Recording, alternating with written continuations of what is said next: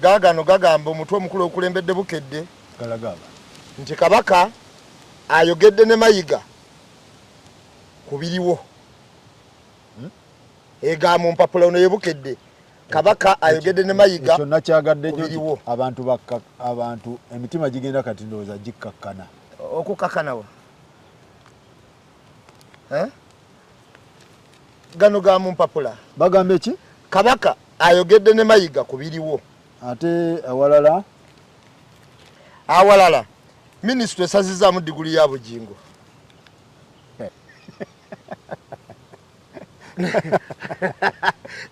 diguli mye mu byeddiini kayiwa yaani kayiwa pasita naye naye kati diguli mye pasita kayiwa ate oyogedde kayiwa nengamba kayiwa kyoyo basazizaamu diguli ya bugingo ate ekirala kye bataddeko awo ne wabeerawo abakugu bakubye tooki ku mukolo gwa mpuuga abakugu bagukubyemu tooki wano wabeerawo nti olutalo lwa Nnema egoba Nabbi Muyingo Bright mu Lubigi byonna babitaddemu ag'omu mpapula ge tubatandikirako omutwe omunene ennyo Kabaka ayogedde ne Mayiga mubiri wo mu Buganda soma so abantu basomera akantu kakati tetwagala wano kubanjwanjwa nabikoowa era tetubikuba fere tukola njwanjwa tuleeta ga mu mpapula gennyini era abantu balina okugalaba kakati Kabaka akubidde Mayiga essimu kubiriwo mu Buganda ani agasasi omusasi Dickson Kulumba oyabeera muliga wandiga ya bana Dickson mamaji wanne baga nti Kabaka Ronald Muwenda Mutebi obwokubiri asinzidde Namibia gyali n'akubira Katikkiro Charles Peter Mayiga essimu ne boogeraganya ku ebyo ebigenda mu maaso mu Bwakabaka mu kiseera kino nga tali mu ggwanga. Essimu eno Kabaka yagikubye kawungeezi ku lwa Sande nga 23/24 n'amwebaza ne banne okutambuza emirimu mu kiseera kino nga tali mu ggwanga era n'alagira abakozi bagende mu maaso n'obuweereza. Yakoze atya? Yamwebazizza okukola emirimu mu kiseera kino nga tali mu ggwanga era awo n'alagira abakozi bagende mu maaso n'obuweereza. Kabaka. Alright. Ssaabasajja Kabaka gyali alamula Obuganda. Ebyo bigambo bya Mayiga. Mu kiseera kino ali Namibia. Quoted kitegeeza waliwo omuntu yabadde abyogera bigambo bya Mayiga. Abasawo ab'Ebugirimaani gye baamulagirira nti ayinza okugira nga awumuliddeko eyo nga bwe bamulondoola Katikkiro ye statement gye yabakoze. Germany yamusindika wa? Abasawo b'Ebugirimaani oba Germany be baamusindika Namibia nti awumulireko eyo nga bwe bamulondoola. Charles Peter Mayiga Katikkiro wa Buganda yategeezezza bamulonderera Germany. Okay. Bamulonderera Namibia abe Germany. Okay. Ssaabasajja Kabaka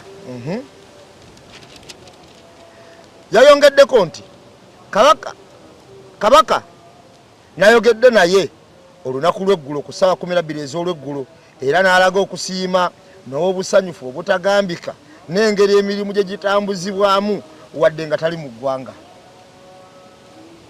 Bino Mayiga yabitegeezezza abakiise b'olukiiko lwa Buganda abaatudde olunaku lw'eggulo e Bulange Mengo okusomerwa n'okuyisa embalirira y'omwaka 2024-2025. Bayisize budget ya buwumbi mmeka? 2. Budget yayise ya buwumbi 257. N'obukadde 434 n'emitwalo 27,697 ye budget ya Buganda. Tugende maaso. Essimu eno okusiima kwe yakoze yes okusiima Kabaka kwe yakoze kwafuuse ekimu ku biteeso abakiise bano bye byayisizza ekyagambye nti olukiiko lweyanziza nnyo Ssaabasajja okusiima emirimu emingi egy'obwakabaka egitambuzibwa newankubadde ye ali wabweru w'eggwanga okulaga okwebaza kwabwe gyali. Komawo. Ndowooza kyekyo. Kuliko wano akalala akeyongeddeko. Mbwe essimu eno yayongedde okuba mayiga amaanyi naddala mu kiseera kino. Essimu eno yayongedde okuba mayiga amaanyi naddala mu kiseera kino. Owakanamu. Essimu oyo tumulabye bwatu bwe yatambudde kaakati Faruku bukedde yebale nnyo okututangaaza naye nze n'owekitiibwa namulabyeko mu lukiiko nembigoberera nnyo bye yabadde ayogera. Era mu kubigoberera yayogedde ebigambo bingi ffe bye twagenze tunokolanokolayo n'atuuka n'okunaawuuza omuntu omu atamanyiddwa mu nsi muno eyakwatibwa ku kisaawe Entebbe ng'akomawo naye olaba naye waliwo yalaba naye ate olwo kabaka sikabuka abagamba nti bamukwatira ku kisaawe Entebbe. Yagambera? Yanaawuuzaayo n'agamba waliwo omuntu wano yakwatibwa ku kisaawe Entebbe ne bamukunguza naye olaba yalabwa naye nga omuntu tamanyiddwa teryamumanyi. Naye omuntu oyo ani gwe bakwatire? Ffe gwe bakwatira ku kisaawe Entebbe gwe tulinawo ne mu Butambi era nga bamukunguza ye yali president wa NUP Robert Kyagulanyi Ssentamu. Namwogerako nti teyamwogeddeko naye anti labayo kati tutandika oggera tuyogeza ekifaananyi. Okiwulira twogeza ekifaananyi mu kwogeza ekifaananyi munnaye olaba omanyi we twali ku mukolo gwa Mwami Mpooga waliwo omukulu Nsamba ow'ekika ky'Engabi yagamba nti 3 phase abantu bonna baagala amasanyalaze amangi naye amasanyalaze we gabeera nga buli kye bateekako gakyokya bwokya tegaba malungi. Naye ensobi gye yakola nali nyina okumunyonyola. Jjajja Nsamba yagamba atya? Yagamba abantu bonna baagala amasanyalaze amangi naye amasanyalaze we gabeerawo nga mangi ne gajja naye nga buli kye bateekako kijja buzzi tekiba kirungi. Naye Jjajja Nsamba ategeeza ki? Nsanyuse okuwuliza. Jjajja Nsamba agamba ki? Nali njagala munnyonnyolamu. Munnyonnyolemu. Amasanyalaze abakozi abakola voltage kwezo zi high voltage ezigendanga Rwanda outside the country sibe bakozi abateekamu kabbalubu. Kakati Jjajja Nsamba temutuweereza bateekamu kabbalubu ate tubateeka ku mulimu ogwa high voltage. Kano kaba ka what si Faruku bwe kiri. Nedda leero otandikiddewo. Nedda kano kaba ka what Jjajja Nsamba ng'ali ewampuuga yagamba yatunyonyola n'atugamba buli amasanyalaze geetaagisa naye amasanyalaze bw'obeera nago nga buli kye bateekako kijja bujji. Jjajja Nsamba amasanyalaze gakuba bukumi bantu baatuweereza bateekamu balubu ne baga kubanga Jjajja Owengabi nze natuukako kuyisimba awakamyufu ne Cornfalls Dam okimanyi waliwo abakolawo balala era ne bagakyankalana bajja ne bagamba ye ekiddo kino kyekiresa obuzibu ekyazze ne bageerula ne bakola bata ne gaddamu ne gatambula. Ebitongole bingi mulimu umeme mulimu distribution mulimu awa transformer mulimu kakati abantu abakola ku high voltage se wano banteekamu kabbalubu baleta wakamyufu watts 10 kabbalubu kateekamu. Jjajja Nsamba yasindika wakamyufu kati ne baleeta bali ziri zimega mega kakati ne baleeta zi high voltage mbwate owakamyufu. Jjajja yali ategeeza statement ye mu statement vunula ebiro statement gye yali ayogera yali ategeeza nti ebiseera ebisinga obungi ye yakiraba nga buli muntu asonga olugalo kuki ku muntu w'abantu amaliriza agudde nga amasanyalaze gamwokyeza.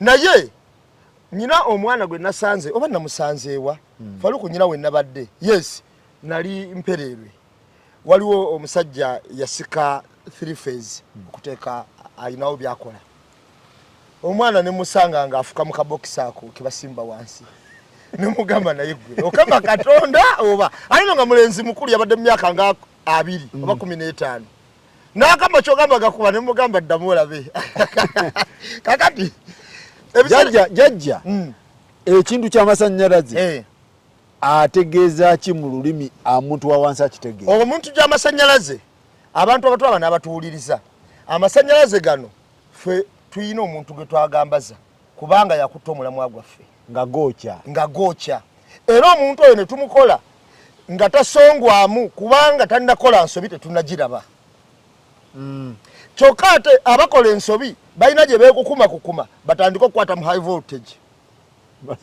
kakati baddira oli owakamyufu eyajja ye mu kuteekayo balubu n'obwoyo bwe yali ayinza obukwatakwatako n'ayitawo kati atuuse eno atandise kusonseka mikono so wano yasanzewo n'abakolawo ku high voltage babaddewo abakolawo tegabakubangako webali era beyagalirawo n'omulimu gwabwe bagwagala bulungi atono gwe basindika owa balubu ye yawuwe okumanya nti high voltage bazikola bwe bati era oba osimbuliza wano osooka kujja ku switch eno n'okola bwoti kati ye yazze asonseka mu ngalo ne bamukuba ate yalamye jajja Nsamba yakonye ku kino ekyaleetera ono okumukubya amasannyalaze gano bwe baba boogera bajjajja Nsamba tebabikoonako anti omanyi lwaki omanye ebyobufuzi bino faluuko biringa self service etya abantu abasinga obungi bajjako bibagasa ebitabagasa ne babikola ki naye abamulabula ne bayitibwa bamuloddokayi batamivu bakulumbe kati gamaze omukwata asambagala bagamba abano be baali bakolamu abatuufu mutugireko switch eyo bannaye kale ate alajanira gamukutte kale alajanira ffe tujjako switch mwaganya gijjako ate ono yali appointed kaga nti mwana wa mukulu ayiseewo bikikale agenda akole mangu n'atamanya tukola tutya okutambuza amasannyalaze gano so jajja Nsamba agamba abasaba mukendeeze ku masannyalaze bana amasannyalaze amanyi gatta gookya ebintu mujja kwokya ennyumba faluukola kati wetegerezanga bintu ebyo amasannyalaze pipe zekatambulirako amangi waliwo bateeka nti hataali kabiddenja kapande nga kamyufu kakati womala bw'osukkawo waggulu ku kyuma ekyo waggulu walina we bazingiza sseŋŋenge we bati neziwaya nti awo tosukkawo nti bw'osukkawo n'odda wali gaswala n'okusika obusino nga togatuuse ne gakusika busino gwe n'oyambuka ne gakukuba kati awo wonna baakiraga abakola amasannyalaze ago ne bagamba nti wano amasannyalaze ga Bobi senga oba oyise kapande kano ate wano bw'otuukawo mwateekawo nkomera musajja n'agenda alinnya enkomera zonna enkomera weeziri n'amateeka weegali era tusooka kulabula netugaa gundi gwe tukulaba otagala kakati omukulu ow'ekitiibwa ennyo Charles Peter Mayiga nze mbadde ndowooza nti ow'ekiti Kabaka Ronald Muwenda Mutebi we yakubidde yayogedde ku ebyo byokka ebikwata ku ggwe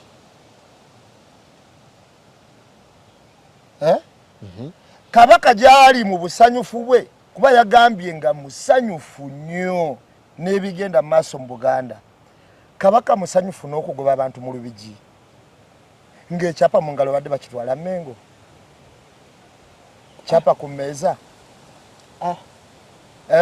ensonga semasonga ensonga semasonga lwaki Kabaka we yamukubidde essimu yayogedde ku bikwata ku Mayiga byokka wabye yatuwadde statement eno yazo oluvannyuma lw'omupiira gw'amasaza ekasana Luweero bwe babadde bagula wala byekyabaddeyo abantu bonna nga tebeyawuddemu wadde Saidi bakutevuvuzera n'akusitula amaloboozi nga Katikkiro ali mu kisaawe wakati alambula nnyiriri ng'abantu bonna bayimba ekigambo kimu twagala Kabaka twagala Kabaka Eruweero abo beeruweero Chovala babajjera obusungu alema okumanya nti bali bantu baganda babanja kabaka ate awugula abantu okubajja ku Buganda n'abayingiza kibiina mbwe ebibiina by'obufuzi bikozesa kabaka obanga omupiira tewali akozeseza kabaka nga mupiira era tewali munnabyabufuzi yenna yali yeesigamyeko ng'agamba nti nze nsirugula nko sentimente Kyagulanyi ng'agifulumya nti nze kabaka mpagira naye ate tulabye nnyo abantu abagirwa ow'ekitiibwa Katikkiro n'abayita ab'ebitiibwa nga bwe basobola kuba nansi ambulera gye beekwekamu emu bagiyita Mengo era ye badifendinga tekoma ku badifendinga ne bane platform zonna kabaka yabadde musanyufu n'ebigenda mu Buganda mu maaso nga bagoba abantu b'omu Lubigi eyo ensonga teyagikonyeeko ng'ate abantu b'omu Lubigi badde balajala buli kaseera nti Mengo tuyambe kubanga gweko tetuwacapa ku mmeeza. Lwaki obusanyufu bwa kabaka bwalaze Katikkiro n'ababadde mu lukiiko bokka era nga bawa gahedi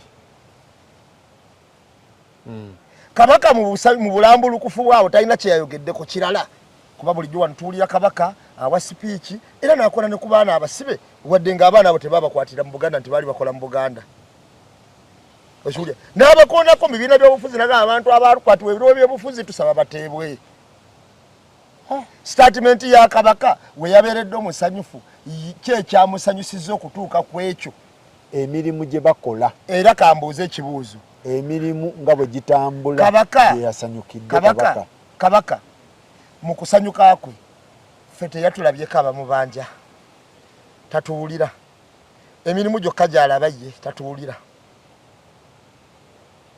kubanga nalinze afulumyeko ne statement y'ababanja nti bana abagamba nti munnange ndabikeko ndi bwe nti era akantu senga kabaka yakoogedde kyali badde kyakulwanyisa kyamaanyi nnyo eri Ssebbanja era Ssebbanja yali kazanye n'okazanya kubanga abo bamayiga bayina essimu za bbeeyi buli kyogerwa kirikodingibwa nga boogedde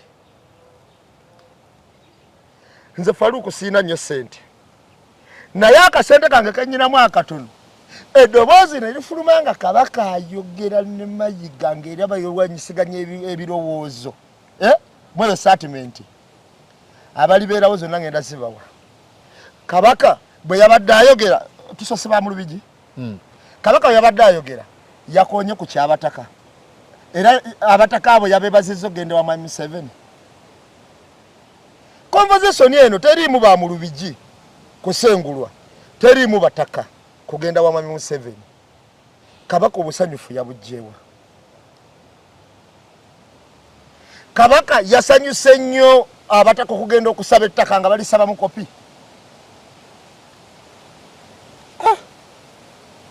baba conversation ya kabaka yasinzidde ku kyanti tulina okugaziya Faruku abantu bategeere Ssaabasajja kabaka waba ayogera twogera kati kubikwata ku Buganda byokka ku speech ya kabaka yasanyuse kubigenda mu maaso ku mayiga yekka na lukiiko lwe era n'abagamba bongerimu amaanyi kabaka ebyabataka yabyogeddeko ki kubanga ye Ssaabataka ebyokusaba ettaka ebyabataka okusaba ettaka era abataka reporting wa president yabyogeddeko ki ye abaffe abataka okugenda omulaba yakyogeddeko ki baali bagenda nti mulaba nga tebalina transport yakyogeddeko ki yakyogeddeko ki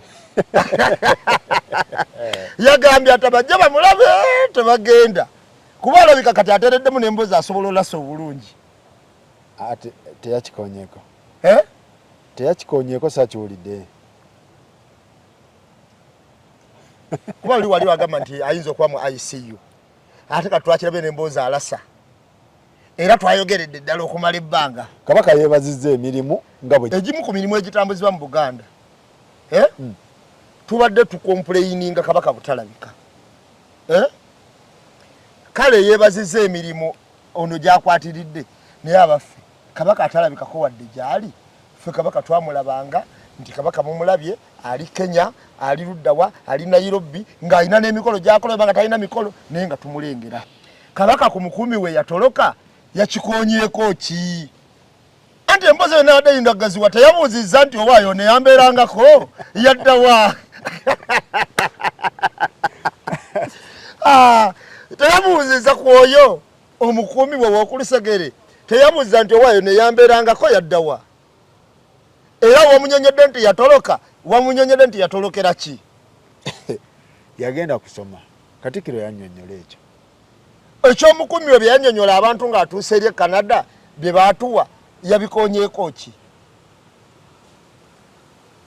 anna conversation era kabadde nene kakati conversation yabadde ya self service ajja bituwa conversation yabadde ya self service yagyeko muceere gwalya kakati ow'ekitiibwa Nsamba ngaye wagamba nti 3 phase ekwata buli ekigigendako amasannyalaze gasusse obungi mbadde nsaba gwe engeri gy'olinaanya ennyo ow'ekitiibwa 3 phase aleme gikonyaako kati kakalu bw'aba ayagala okuwulira amaanyi gaayo akwatire eddala akabisi bino byawoza mbwe yakwatibwa tamanyiddwa alambulule bulungi olulimi atereeze n'ekibiina akirambulule agiwulire walabako kalooli ng'egudde ku 3 phase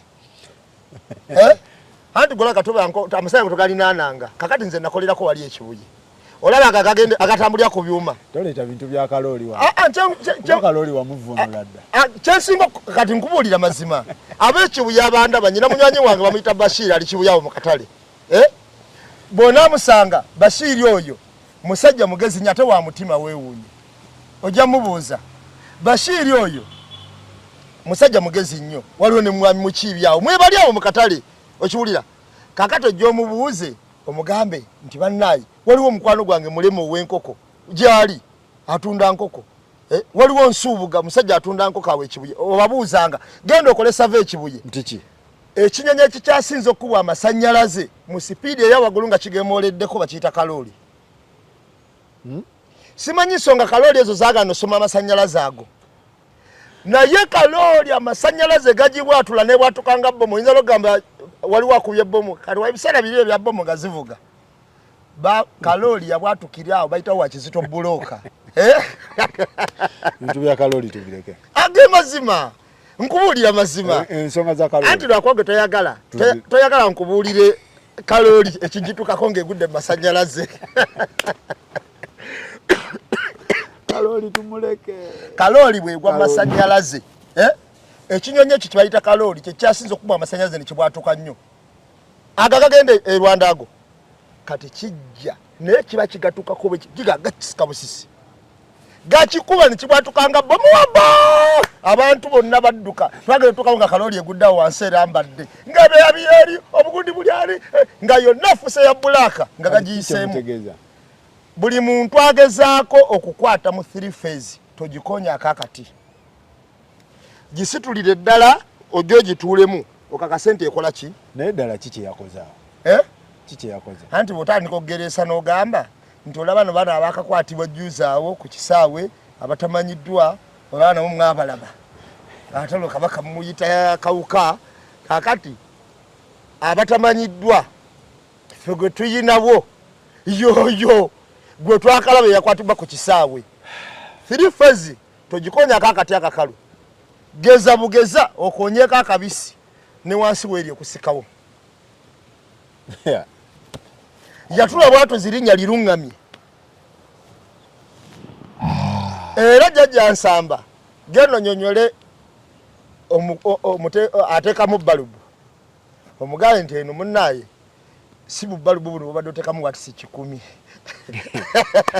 eno ogenda muzi high voltage muleke kutiisa si kutiisa ffe tetutiisa naye leero alabeko ku banne mpola mpola kuba abamu baali banywanyi be abalabeko era badda mu kisenge eyo beegalya ne baga tukoze tutya waliwo n'omutaka omutaka gwe nalabye ku mukolo gwa Mpuuga yalina statement bambi gye yakoze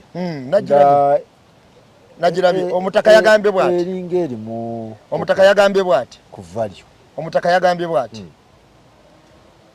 Kyagulanyi nga Muganda nga n'Empuuga Muganda ng'Obuganda tebusobola batuuza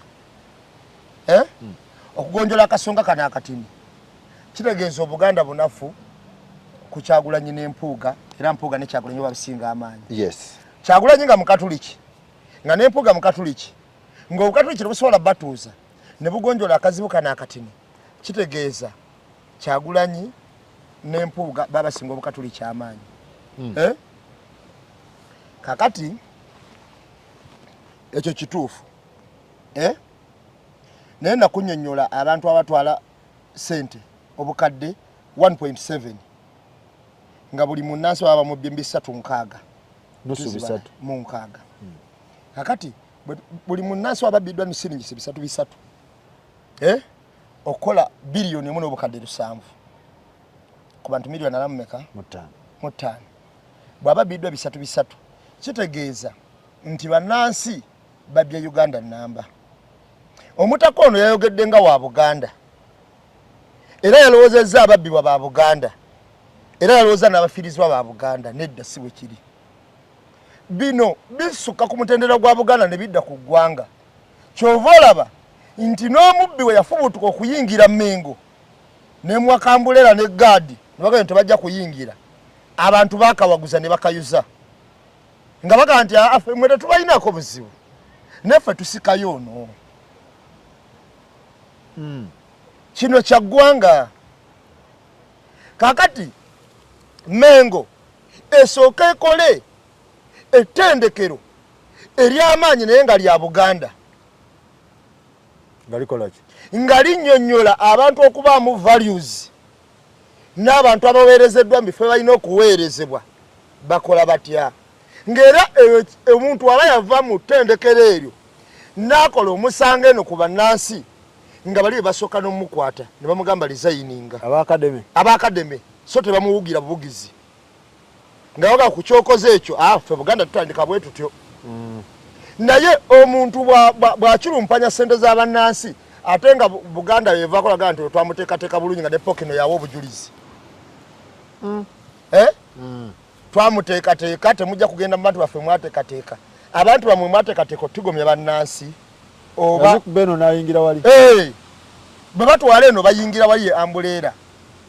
Kakati Mengo etuyambe eteekeyo ettendekero settendekero oyo oba lya wansi naye nga linnyonnyola abantu nga bwe tugamba nti NUP yakoze essomero okunnyonnyola abakulembeze basaanidde kukola batya. Kitegeeza wozikuba n'oyingira essomero lya NUP ekwata ufe era bwe yazijja eri oba olina akakasa nti aziina NUP ne mugaba zizzeeyo taata akademe kwe kudduka kakati n'agamba nti nze sava mu akademe yammwe nze akademe gye navaamu yino bino babiwagirira ddala nabo ne batulaga nti babiwagira ne yeesogga wali kubanga okutulaga nti babiwagira bakyaza abantu bonna etali nsobi abaali bali mu saaka eyo era abaali beewozaako abagaa nti ono atuteza kibi ne babagobawo. So gwogamba nga akademe yandisoose nemukola ki negamba nti zaayo ojje tumale tuwa. Kakati kyaliwo ekiti bano bonna boolaba luli basooka kudaala nga bagamba bamuloddokaaya balabye bikutte nga batandika okwagala okulungiyamuko ku bantu baabwe be baleeta statement eno yabadde nnungi nnyo naye senga yajja mu ntandikwa yono omutaka yabadde nnungi nnyo sigitana naye anti ye kati agitadde ku regional level agitadde ku origino mu level n'akwata omanyi eri ku regional level kati regional level ye kwagitadde regional era agitadde mu Buganda eri ku Buganda level kati Buganda level ate kino kiri ku national level. Kati omutaka wondowooza we yagiridde kakati ow'Obusoga ajja gamba nti Abaganda basonyiwe ono kakati naabe wabe basonyiye Serwani yabaddewo naabe wabe bamusonyiwe ngamba yabaddewo ku mukolo waliwo kamisone yazze ndowooza yazze okiwulira naabe wabe bamusonyiwe kakati we bamusonyiwa olwo omutaka ono mu addition abatawagidde enguzi yonna etambula mu ggwanga abagiwagira indirectly abbanga wa Buganda emusonyiwe era abeewo ne Kyagulanyi olwokuba Muganda amusonyiwe kitegeeza abba nga Musoga Kadaga amusonyiwe ne Kyabazinga amusonyiwe si ggwanga kakati abbanga Mugwere nga Mugisu oba Amonga amusonyiwe na okitegeera awo ensonga zibandala zibandala aba yabbaza bukedde aba yabbaza nsi yonna nekifaanaganira ddala na statement speaker gye yakoze eriwa ino tubagira bye yakoze erwengo eri erwengo omanyi speaker baabuuka omukolo gwa mpuuga tebagugendako ya yensinjijukidde abamupika yali same weekend right yes ne bakyuka ne bagenda ku mukolo ogwategekebwa Kinyamatama nga bagutegeka mbu olw'omubbi ataliiwo aliwo eno sise namuju anti kati bangi be bakutte sise namuju ne mu ntebe walina okutula ssebo ne batekawo ekifaananyi erwengo era omukolo guno abaaliko bonna nga babuuzibwa baliko ebibuuzo haliko owekitiibwa we Kasambya Kabanda David ye Kabanda David si David Kabanda David Kalwanga Kabanda erinnya liddala yani ye David Kabanda kale kakati nga bamubuuza era n'agamba kubanga naye yabuuzibwa okutambulira mu ya parliament kati si kamisona watti okiwulira azitambuliramu ngaani na bikine birebinga ebyo kyokka nga talina yijja yafuna eyobwa henalebo naye alabiddwako ng'azikozesa emirimu egy'enjawulo kyabadde kiti erwengo sipiika yayimuse nanyonyola ensi Kinyamatama yasoose okuwaga n'awaga nnyo n'akunga bano n'akunga bali sipiika nayimuka nanyonyola ensi tekirina buzibu okubba sente z'eggwanga senga oba ozibba nga oli aleeterako nammwe ne mulyako ye yabadde speech ya sipiika yajogedde mu luzungu ng'alina n'omuvuunuzi omulungi naga tekirina buzibu senga ogenda mu palamenti n'onyakula bw'omala okubbayo n'ojja n'owaako ku beerwengo tekiba na mutawaana okiwulira kati wulira namba 3 w'eggwanga statement gyafulumya tuli mu kwamulugunya ku palamenti faliwo ku palamenti etuukiddwa ku tayimu bannansi nga ba movement abalala ba NUP abalala ba FDC abalala ba DP n'abalala batalina bibiina ba independent nga baga nti senga palamenti evaawo gwe mutendera gwe tuliko yabagambye sise talina buzibu era yagambye yagenze n'amulabako nga talina buzibu bwonna ne ku ddakiika yonna akomawo naye sipiika otanalaba ku bamulubigi tannabalabako ab'omulubigi tanagenda ewa Sise yabadde mutaka era n'agamba era ajja kudda n'atekako n'ekigamba ajja kubafuga mpaka lwaliva ku nsi ani Sise namuju forever kitegeeza ki forever and ever paka Sise namuju oye Sise namuju forever Sise nga ye yasoose Rwengo okusooka Nansana yabadde wala nnyo nga Lwengo yali okumpi teyafudde na ku crowd y'abantu ngate lopu yasitula ebiteeso by'abantu bya Nansana najja nakiteeka ku floor ya parliament babiteekawo nga tebitambula ku floor ya parliament era speaker n'ayogeramu kwolwo n'ayogeramu nga nalabamu nga ategeddemuko neŋŋamba ye alabika ategedde bambi abaabireeta ndowooza bagenda mu recess kuba nawulidde baawumudde ng'abantu bali mu kwebuuza abantu balinayo basula parliament n'ogiwummuza omwezi naye nga tulina ne answer nene ze twagala okubuuza mu parliament zino sente baazitwala batya questions kati baawumudde n'ogamba omwezi mulamba mu mwezi gw'ogiwummuza n'olabibwako ng'oli wa Sise namuju omuwaana nga fayiro nnyingi ezitambula fayiro mpitirivu ezannema weeziri ezaki naye gw'oli wa Sise n'emikono ekitegeeza gyawummudde emikono anti parliament eba teriwo anti wadde tubuzaako 5 ya rabbi era kayinza okwake kabadde akakodi ako egyo musajja n'agisukuma gye gyabadde gibulako 5 bwegiti n'agiggala parliament n'agiggala omwezi emikono twadde tubuzaako egyo nga abaali baagano sayininga waliwo omubaka omu yalabiddwako ng'abaamutuma baakiikirira bamuwadde emmotoka teyavuze nayiye n'abantu abalala abajuliza abo babiri babeerewo ng'ateeka ku kiwandiiko omukono y'omu nokwadde baagaana bakaliba tebandeke yakiraleko n'agamba okuba kiri nti sikiikirira palamenti sichekirira muntu yenna nchekirira abantu bali abanonda kibalogedde kyenkoze. Meeting ya Ssekikubo ne Anita gye bayingira mu kafubo yali kuki? Kyalowoozebwa mbu nze kyempulira nti Anita alina bye yasuubiza Ssekikubo ebingi ng'obugulu bw'eggongolo senga fayiro eno egijjawo. Era okusinziira ku bantu abagenda osolera mu nkuubo baga Ssekikubo ono bwe tulaba fayiro eno nga tegenze obanga emikono tegiweze tukimanye bumanya nti alina obumbi bumeka. Agaddewo oluggi kati Ssekikubo abajjewa. Wulira eyatuwa reference yagamba senga Ssekikubo tateeka motion eno ku floor ya parliament nemulemerera tumanye bumanya nti alina obuwumbi bimeka. Alina obuwumbi bumeka? Bubiri abulina mu nsawo ye. Bw'otatwala bino ne bigaana nze wentoola omanyiwo obuwumbi bubiri obuyina. Oba gwe kujiggala n'okubijiggala byalimu. Era bino bimeeza kuvaawo okubuzaabuza ate babikomezzaawo biki tuyinza obirowooleza mu nsisinkano eno. Kubanga Ssekikubo yali takkirizibwadde okwogera ku floor ya parliament nga bamugamba ayogera kasasiro wo. Ng'era waba ayogeddeko ayogeza maanyi. Kakati tusuubirizibwa bino. Kakati ow'ekitiibwa ono wa kitiibwa gwe njogerako wa kitiibwa nnyo Peter Mayiga kubanga kikisinga n'obbayumbya. Era simanyi lwaki mpozi mu mawulire mulimu ekigamba nti ojjako ekitiibwa okulokola obudde. Sikategedda. Maba amawulire mu mawulire amawulire nga bagasoma oba nga bagawandiika osobola okujjako ekitiibwa mu kulokola obudde. Mu lulimi Oluganda in fact olutuufu Katikkiro tebamuteekako wa kitiibwa. Ate ono bagambye nti Mayiga bakikuba mannyage. Bw'oteekako Katikkiro toteekako wa kitiibwa. Katikkiro tebakitaddeko ku mutwe omukulu. Bataddeko ki? Bagambye nti Kabaka ayogedde ne Mayiga. Kikkirizibwa mawulire ne Museveni osomuyita. Mu mawulire kikkirizibwa. Obutateekako bitiibwa kulokola obudde oba ne space.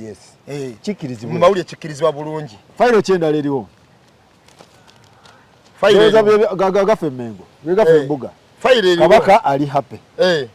Naye gwe mu njogera yogamba tiwaliwo ensonga ezinyigiriza bannayuganda Kabaka ze yandikoze ki? Si baganda Agafe Mbuga gagamba Kabaka ali happy. Eyabadde musanyufu nnyo.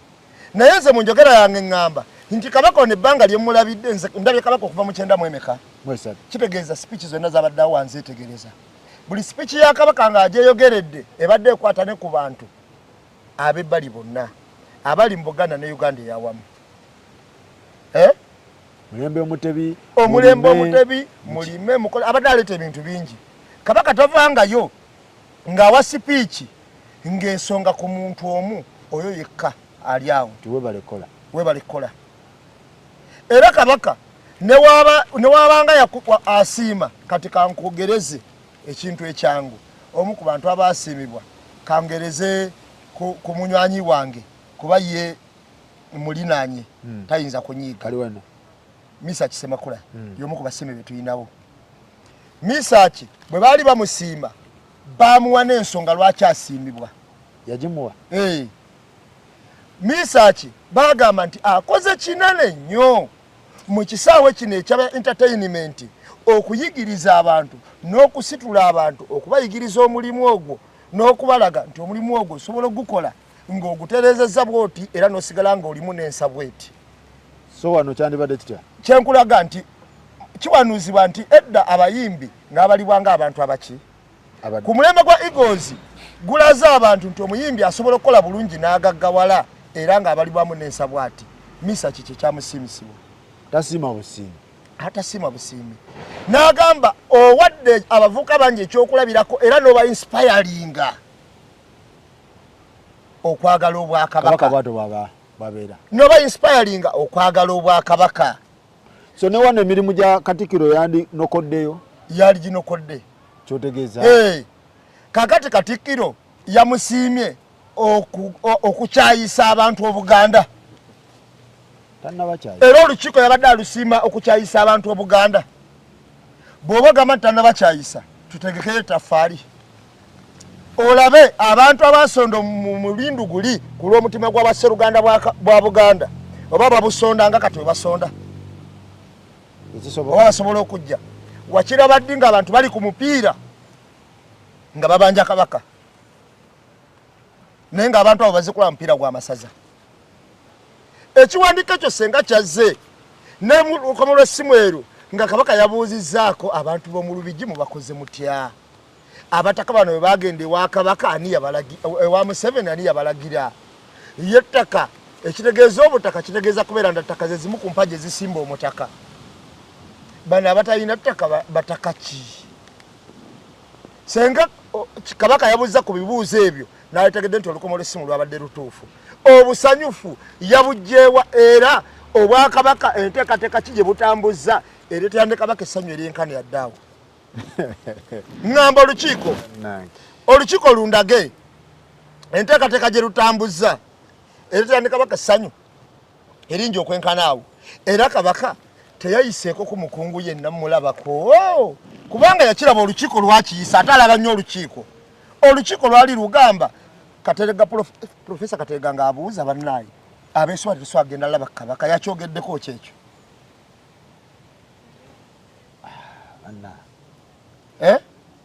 ajjako nnyonnyolawo bijja ekikozi kyatuula Faluuku omanyi edda buli statement ya Katikkiro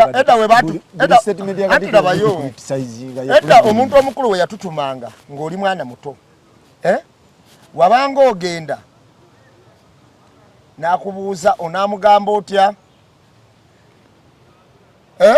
genda ku dduuka ogambe mwami Mugerwa ampeeyo omunnyo akuwe n'amajaani akuwe n'ekiro ya sukaali onaamugamba otya era ng'otandika bwati nti maama agambye ampeeyo omunnyo akuwe n'amajaani n'ekiro ya sukaali n'agamba genda gwobyo bikutte bulungi era watuuka nga wali newankwadde wajjanga n'essente nga togamba nti bampe bino na bino na bino maama agambye bampe omunnyo bampe naki kyotaayogeranga nga tekireetebwa olw'okuba nti nno Katikkiro ono yabadde awandiika nga ate kabaka bw'ayogera n'ekiwandiiko n'asoma kisome yajjukiddeko ebyeyo kampuzi tugende ewa Bugingo bagambe batya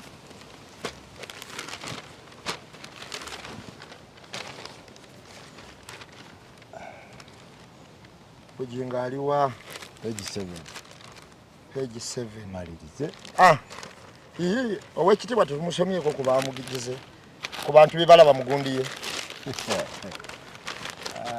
kakati diguli ya Bugingo bagisazizzaamu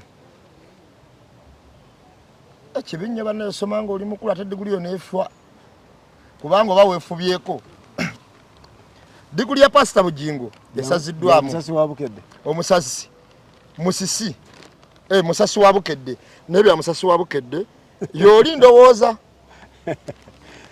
lwaki bagisazizaamu diguli ya Pasita Bugingo esaziddwamu mbagirawo lwa kugisomera mu university etaliiwo mu mateeka okunyonyola abantu abatwala n'abatuwuliriza university eno bagifulumyako ekiwandiiko mu mwaka gwa 2020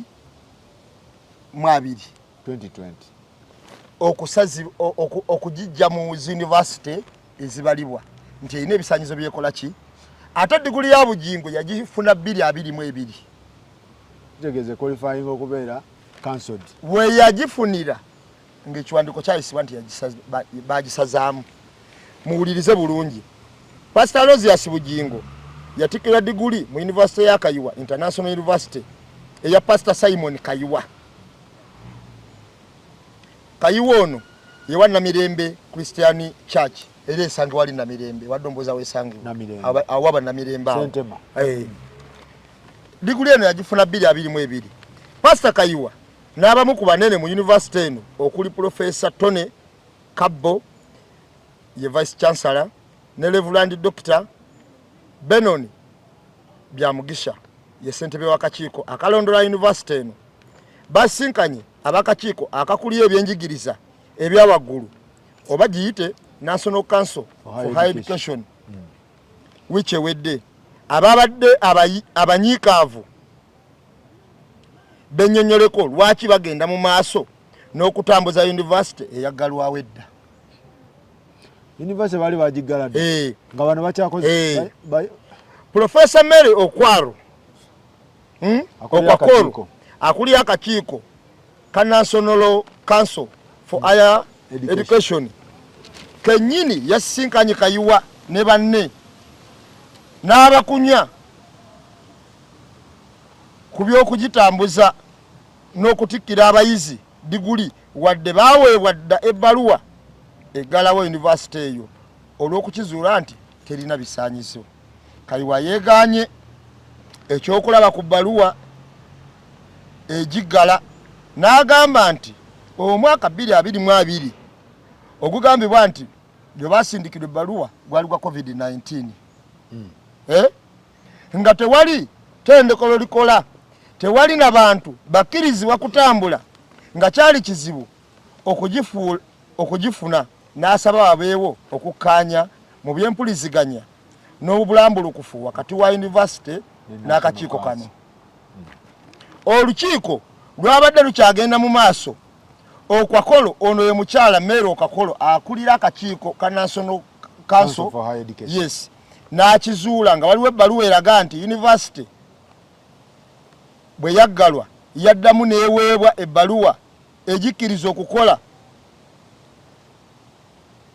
ng'ekyasinze okumwewuunyisa kwe kubanga ebbaluwa eno yabaddeko omukono gwe ye kennyini gwe yagambye nti si ye tagusangako, era wano weyayitidde poliisi n'ebaako beebuuza abakugu abakola mu National Council ebibuuze ku yunivasite eno. Aba yunivasite bagijjawo eriko omukono, nannyini mukono agamba siguteekangako. Yunivasite ate yeerina era n'akiddamu nti yunivasite eno teriwo mu mateeka, yaggalwa 2022 okutuuka kati ebiwandiiko bye balina bifu bwe yatikkirwayo. Awo ne basalamu eyaani eya Bujingo ne basazaamu okuva eza 2020 paka 2024 n'eya Bujingo yagendedde ya 2022 ye yakulembedde akola agamba yabisazaamu ebbaluwa n'agibawa. Yeewuunyiza okusangayo ekiwandiiko ekiriko ebbaluwa ye omukono gwe nti yagikkiriza ekole, nti ate tugikiriza ekole. Era yatiddewo poliisi n'ekwata abantu abo abawera nagabo mu babaka bagijjawo. Kati kikyawo kati kitegeeza fojjali mu Uganda ate nga fojjali ekulembeddwa makyaki g'abalokole. Kati omusumba nga Kayiwa wa kitiibwa ye musumba eyebuuzibwako mu bulokole. Kayiwa y'omu ku basumba abeebuuzibwako. Yayise poliisi n'agamba mubakwate. fojjali mungi. Kati Bujingo yasomedde bwerere naye Bujingo era akyasobola okusoma kuba obusobozi abuyina. Bw'aba akyasobola osoma agenda asomereko ku yunivasite endala diguli agifune, kubanga tomanya Bujingo maaso eyo ayinza okuba ne byakola ebingi. Bakubye tooki muki mu mukolo gwa Mpuuga abakugu bano bakugu ki ono yakulira oludda oluvuganya gavumenti mu palamenti. Philip Wafula Ogutu agamba atya Ogutu eyakulirako yali akulira oludda oluvuganya agambye nti Mpuuga okutegeka omukolo nga guno ng'ensonga ya ssente obukadde 5 ze yafuna tennaba kuva mu ddiiro yali nsobi. Ogutu Wafula Ogutu Wafula Ogutu yali nsobi. Yandirinze ensi n'ennyonnyoka oba ssente zaali ntuufu oba nkyamu n'alyoka ategeka omukolo gw'ekika kino. Oyo Wafula Ogutu omulala agambye ani oyo ono ayongeddeko nti okupapiriza kwe yakoze Ogutu yagambye nti kwaleetedde abantu abalimu ensa okugwesamba nga batya okwonoona amannya gaabwe olw'enguzi. oyo n'olwopu munne yamugamba ku kyokukola ekibiina. Ogutu yabuuzizza nti Mpuuga ani amumanyi ebugiri oba Kalamoja. Ogutu alinamu oba nnogu Service award teyafuna. N'agamba ono ajja kucyankalanya bucyankalanyi naye talina kibiina kyagenda kukola. Oyo Wafula Ogutu. Dr. Gerard Walulya oyo musomesa w'amawulire n'ebyobufuzi ku Makerere University mumanyi yagambye nti omukolo gwabadde gugendereddwamu kunaaza ku Mpuuga nziro ebyokulya ssente obukadde 5 era yabadde ayagala kukozesa bannaddiini Buganda n'abantu abagwa mu kiti kino okwenazaako enziro kyokka mu ndaba ya Walulya omukolo gwasuseeko abakugu oba abakungu eddoboozi ly'omuntu wa wansi nga teririiwo n'abagubaddeko bonabadde bakungu bokka omuntu wa wansi teyabala ate nga abantu ba wansi basuula akalulu ku kyokukola ekibiina Mpuuga talina busobozi bukola kibiina kike n'amuwa amagezi okwetonda ng'afukamidde bulungi ku ttaka n'amagulu abiri yetonde kwe kwandisingidde ddala omukolera era n'agamba adda bulungi mu kibiina kye kubanga Abaganda bagamba nti gunsinze aliwako bitono. Omubaka James Kakooza yagambye nti Mpuuga asigaliddwa ebyokukola bibiri. Ekisooka kye yasookeddeko okuyingira NRM butereevu nga tekyebbirira. Ajefubiitikewe vu abadde yebbirira ono wa NRM ayogera era balina gye basisinkana oba okusalawo ebyobufuzi bw'okufa yo option y'okubiri amwadde option bbiri obutayingira NRM eno bifa gyali. Kakooza yanyonyodde nti ekigambo ky'enguzi abantu bakikowa mu Uganda nga bw'oba tokitereezezza kiyinza okuzibwalira okumatiza abantu ne baddamu okwesiga. Saate eno mu NRM gyamugamba okuyingira mwami Kakooza amanye ebiriyo mu NRM w'enguzi bamwongera kituuti. So kyava mugambe ajje ayingire mwami Kakooza yamanyi gye baliira enguzi obulungi era n'obanga oyisemu bulungi teyagambako. Profesa Mwambutsa Ndebesa musomesa w'ebyafaayo Makerere yagambye nti Mpuuga yalemeddwa okumanya obudde obutuufu obw'okukola omukolo nga guno kubanga kizibu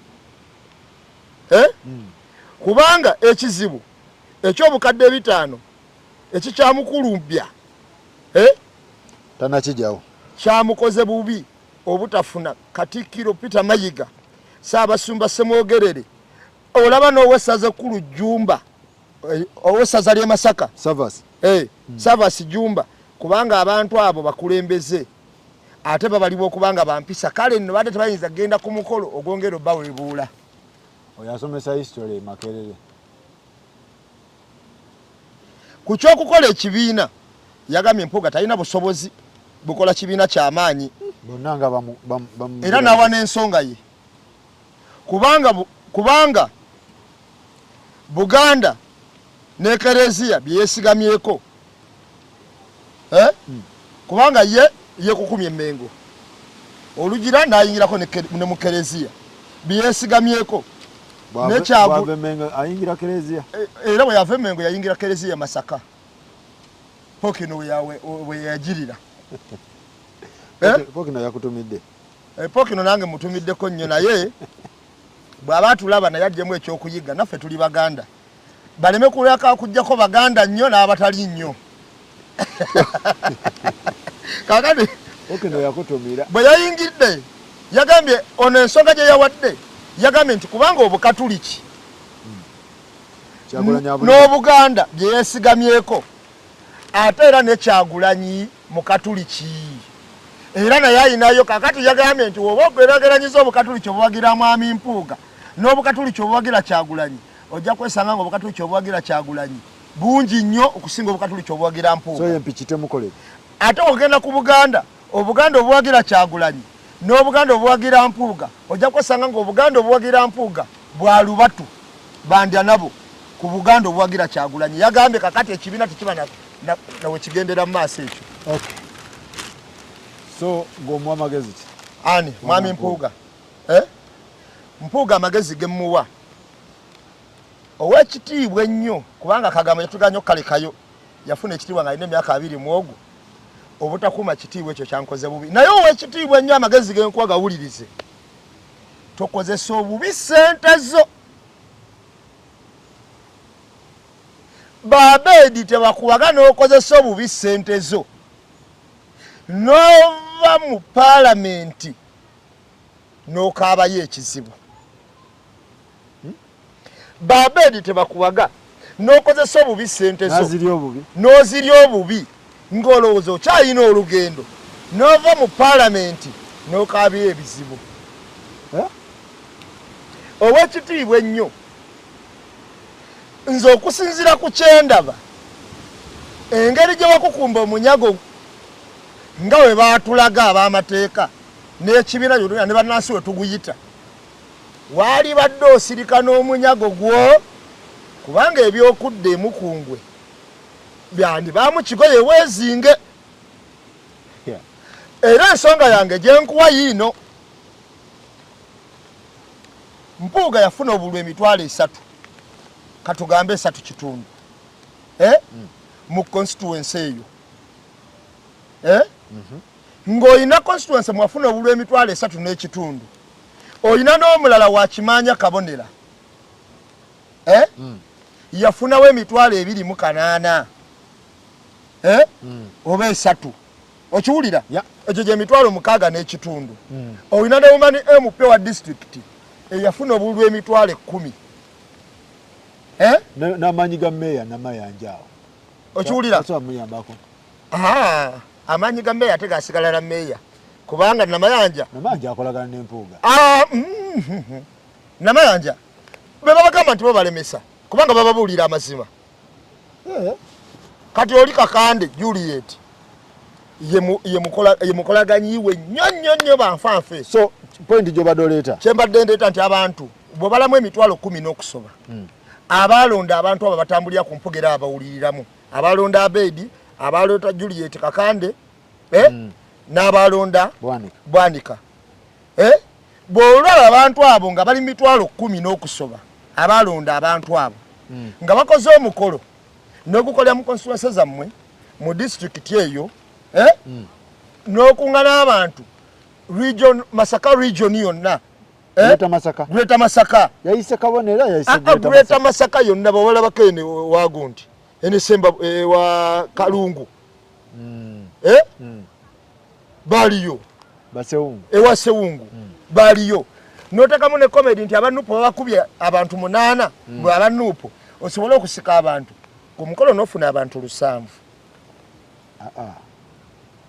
ku mukolo n'ofuna abantu 7 ku Greater Masaka nga ku mukolo gwo kuliko n'essomero eddamba eri abantu 3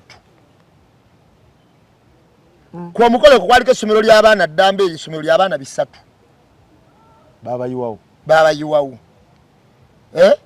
bayinza n'okuba 4 naye omukolo n'ofuna abantu 7 nga kuliko n'abavudde Kampala nga bwe mwatenda nti Kampala osomba bajja nnyo Tanzania nawulira waliwo n'omubaka gwe mwatuma Tanzania akunga abeeyo babeere ku mukolo ogwo weetereze manya abantu abo abaganye okujja ng'ate banaku bwe bati omukolo gwabaddeko n'ennyama n'ente 10 ensale n'amatooke gwasiba waata abantu abaviira mu kulya kitegeeza irini Alien Skin yamuyambyeko yakoze ebitundu Alien Skin ku mukolo gwe yakozeko ebitundu 4 okuleeta abantu ku bantu ababaddeko Alien Skin yabaddeko contribution ya bitundu 4 40% abantu badduse okuva e Masaka kujja kulaba Alien Skin okweyongerako era bwe yamaze okugenda walabeko ka video mwana abaana nga bafuluma nga bagamba nti ffe twadde tuze kulaba muyimbi na kulya tetuze ku mukolo gwammwe tegeza Alien yamuyambye nnyo kati olinayo example omubaka yali asenteze obubi mbayina bangi ababaka abeeriira obubi mbayina mbakuwe era nga balabwako nga balajana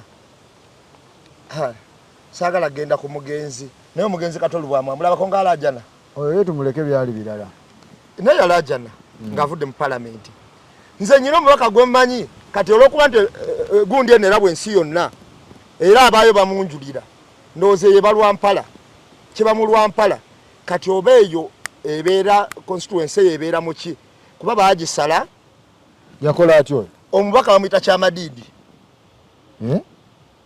Kyamadiidi yesimbawo ojjukira balebo MPs mbajjukira mwe mwali Sekikubo nga mulimu Mohamed Nsereko abali aba NRM nga mulimu Tinka Singire Bote kama yaliyo bote kama tayali mwali mutinka simbire nga mulimu Sekikubo nga mulimu Nsereko mwali mu Kyamadidi nga mulimu n'omubaka ebiseera yali wabavuka mu Western bamuyitanga Karuhanga kati akikireyo Lukungiri otyo ekiwulira kati yafuuka musajja mukulu be baali aba movement abali bogerako ku bituufu by then ne abatuma barebo MPs Kyamadidi yajiromo Kyamadidi ne yesimbwako omusajja bamuyitanga Birano Kyamadidi yakozesa sente nyingi mu kalulu akoze yali afunye mu parliament yonna ng'alowooza agenda kudda akalulu Kyamadidi ne kamukuba wenjogerera kati taswana gula motoka mwatambulira Kyamadidi taswa gula motoka mwatambulira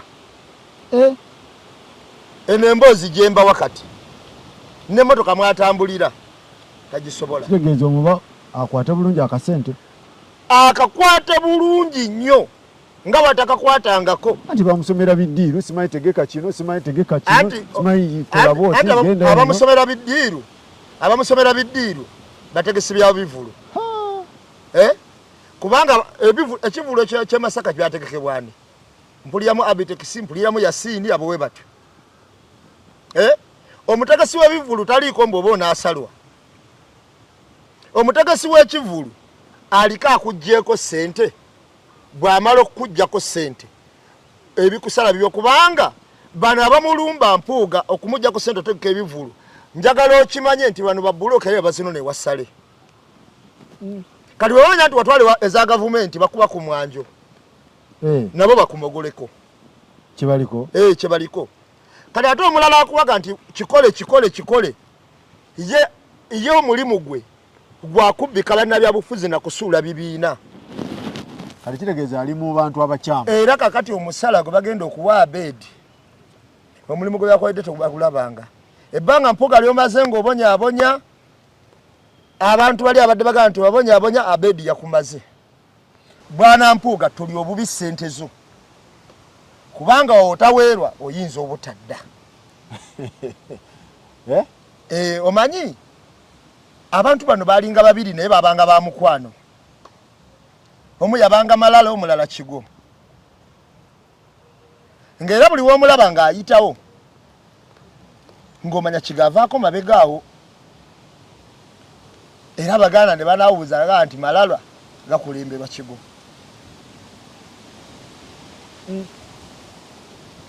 kikulira tubasabire naye nga bwesityo gabadde ga mumpapula osobola ogenda n'onoonya olupapula lwabukedde nga mmeka ennaku z'omwezi nga 25 gyeruli tewali kigattiddwa olwamu obiyiseeyiseemu mbeera n'ennamba emu n'ag'omumpapula era abadde aleese leero kubabuulira ag'omumpapula kyegagambye nga bwe gali kitegeera sobote bwe tubadde tulabagane next time tugamba abantu be London Africa Band egenda beerawo ku Royal Regents mu September kitegeera tubagamba namwe abagenda okugenda mu Umrah Sakifa travel agents weeri abagenda Makka mu August December abayijja bakomyewo so osobola okwekwata ekintu kibeere nga kitambula maalidadi sana mwebale nnyo mwebadala tulabagane next time olina gwotumira nze muntu gwentumira waliwo omukyala bamuyita Lozeti Mukiibi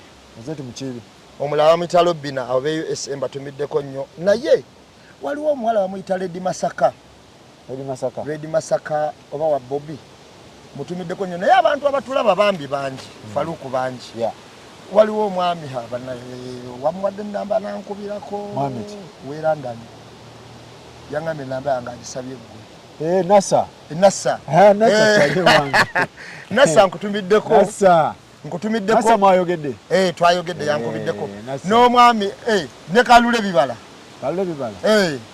gyali eyo London bale abantu mwenna abatulaba Faluku abantu abatulaba bangi bambi talina ttabu Faluku abantu abatulaba bangi agenda kunoonyako abantu batulaba mu Middle East abantu batulaba Nasa big up on yourself my brother Nasa yali nnyo kyali wa Isma nnyo baali ba mukwano nnyo ateekawo screen nene nnyo nasa yangambye akolera awo nga kusala bed agenda kusala bed okulinaana mbu wali kimono ateekawo East London yeyo ateekawo screen nene nnyo yagambye embozi mukati bagirinda bonna ne batuula era yagambye yemu programu zisinga abagize London. Amina. Era abantu basala bedi mwenna mbatumiddeko nnyo nnyo. Baina street nene awo sebo. Bagambye eyawula ne ya Richmond. Richmond ali kweno sala bedi ali kweno. Kati abantu bokusala bedi mwenna abakolerawo. Mwenna n'abajja okuweerezaawo ebintu n'abakola ki mwenna mbatumidde nnyo nnyo nnyo. Alright tubatumiddeko mwenna Arafa yangambye. Naluoga. Lekerawo oli omusajja yakube yoyo bibala. Kale simu atandise kuyingiza mu bintu bya Arafa. Toddamu kumentioninga linnya lya Arafa mu mivuyo. Ane Arafa nga mukyala w'amaanyi. Toddamu kuyingizaamu Arafa wange. Bibozibozi please. Bana Arafa ngulimiddeko nnyo. Naye bana Arafa yabulirawo. Respect her name. Arafa yabulirawo. Wuliriza Arafa. Ojjukira oli omukazi yagamba Rama. Put a respect on my name. Arafa. Shapiro. Waliwo mukyala bannaye Faluku yambulako naye gyali ndowooza bamuyitanga jati Joweria ojjukira omukyala we nalwalira nga twakatandika pulogulaamu we nalwalira omukono omukyala oyo eyansindika mu dokita mu ddwaliro bambi yabula naye Arafa kuba essimu yange yagenda negwa essimu bambi negwiramu ate abantu bebulaya abo tebatera kuba ssimu otabakubira naye Joweria nsaba joli yonna ala kwekyo singo okwagala bambi yali mukyala mulungi nnyo. Amina. Shapiro yabulirawo. Shapu jali. Arafa Naloga yabulirawo. Arafa respect. Please respect her name. Ne baba. Yeah. Arafa naye kyakulanyisa kyaffe ky'amaanyi. Good respect. Rama.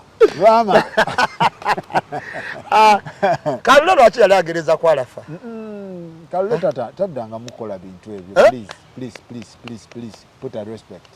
Mwebale nnyo mwebalire ddala London September Afrigo Band Kalo Nantongo ngameka September awo nga 8 ngameka kintu kigenda beeranga kiri ya malidadi sana mwebale nnyo mwebali ddala nsaba tukome wano tulabagane next time.